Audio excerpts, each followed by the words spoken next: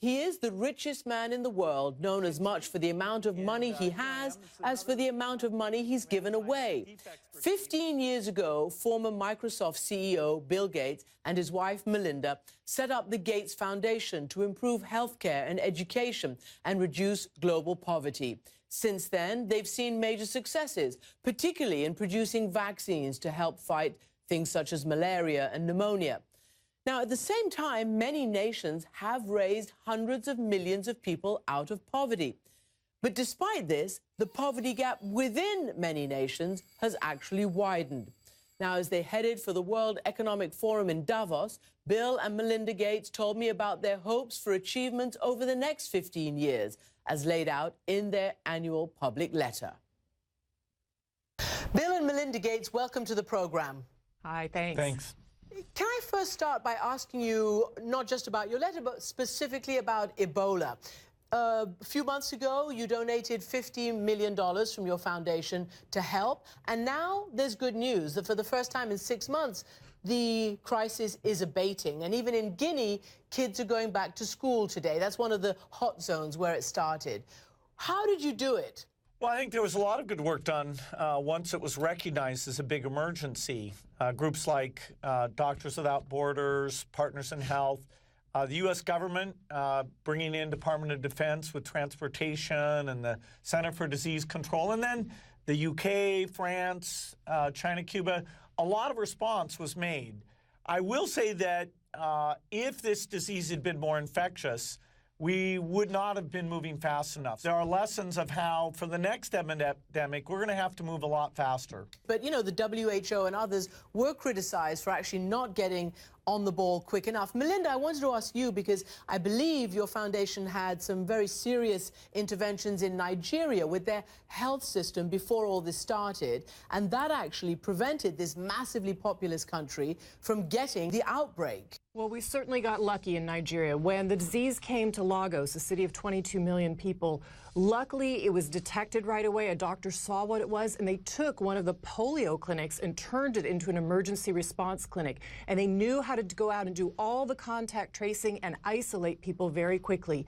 That is the importance, though, of having a system that works and building up the primary health care system in all the countries that we're talking about in West Africa is imperative, because that way we can deal not only with current issues, health issues on the ground, but also if an emergency comes in, we're prepared to do that. Your letter specifically tackles a number of things. One of them is about child mortality, and you hope to reduce that figure with vaccines and other interventions in the next 15 years, I think by half.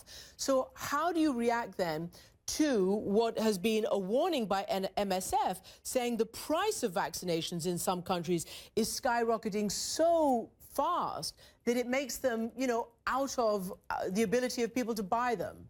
Well, in fact, the vaccines are now getting out to children far, far better than ever before, because a group called the Global Alliance for Vaccines, Gavi, has raised money to buy these vaccines on behalf of the poor kids. Now, we work with Gavi to negotiate very low prices. MSF is saying that, hey, let's get the prices down even more, and that's fair. We're working on that. We're bringing new manufacturers in. We're doing volume guarantees. But to get a very state-of-the-art vaccine like this pneumonia vaccine out to the poor world's children, it's required GSK and Pfizer to give us very, very low prices. And so instead of waiting 30 years from when rich kids get it to when poor kids get it, we've now made that just a few years, and that's a big reason why childhood death rates are going down. You're on the way. You will be in Davos, and the focus there, it looks like, is going to be on this rising income and other inequality gap. But Oxfam has just put out its paper that says that actually very soon 1% of the super rich, the elite, will own more than the entire rest of people combined. Well, the fact is that the global inequality is going down. That is, countries like China, Brazil have created a middle class and reduced poverty so much that on a world basis, we are making progress on inequality. Within individual countries, inequality's gone up, and there tax policy, encouraging people to be more philanthropic, really can start to deal with that. The kind of opportunity that we need to create for everyone is good health, and that's very basic, good education. Most of the poor are farmers, so giving them better seeds, better education, that's critical. And what we'll say to people is you need to get involved. We believe the fact that an individual's passion created to action changes the world. Why are these inequities actually getting better in certain places? It's because we have goals as a world we're focusing on. We brought down child mortality. We've cut it in half in the last 25 years. That's incredible. If we focus on it yet again, you can cut that childhood death down again in the next 15 years by half. If you give kids an education, getting a child into school, boys and girls, changes the whole pattern. A girl who goes to secondary school, she has children later, she's married later, she's twice as likely to educate her daughter. That will change the inequality, not just in her family and the community, but it'll lift up these low-income countries to middle-income countries, and that's what will change the inequity. But you've got to make these investments. Let me turn to the internet. How do you respond to this real worry right now that the internet is competing with national security, is allowing so-called dark corners of the internet, is allowing the kind of terrorist conversation, plotting, planning, actually that can't be surveilled as intelligence operatives might have done in the past?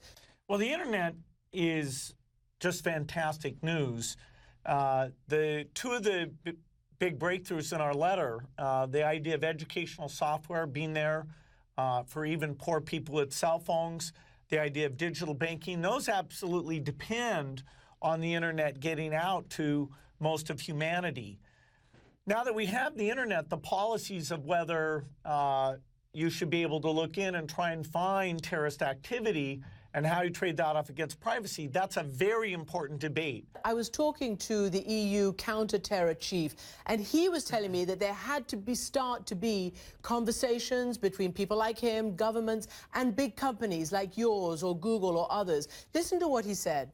We've started a dialogue with the big companies, Google, Twitter, Facebook, because it's a Twitter war. It's something we have to address, both by removing illegal content. It's difficult because there is always the challenge of freedom of speech. And on the other hand, you have to use internet proactively to counter the single narrative of Al-Qaeda, of Daesh, and send counter messages. Again, do you think that in 2015, wherever we are, one can start a dialogue with people and companies whereby national security and privacy, there needs to be a bit of a trade-off? Do you think that's possible at this stage? Well, the choices will be made politically. In fact, the idea of seeing what calls and connections are being made, people have to decide, do they want their government, in terms of finding terrorists, to have access to that information, or do they not trust the government, so they want it to be hidden and encrypted? And, you know, by and large, the companies are just going to implement whatever they're asked to do. This was true of phone issues and how the government could get access there. Now we're seeing it again with the internet. Do people want the government to find terrorists? And if so, what are the approaches that make them feel comfortable it's being used appropriately? Bill and Melinda Gates, thank you very much indeed, and good luck with all the great work your foundation does. Thanks, Thank you. Christiane.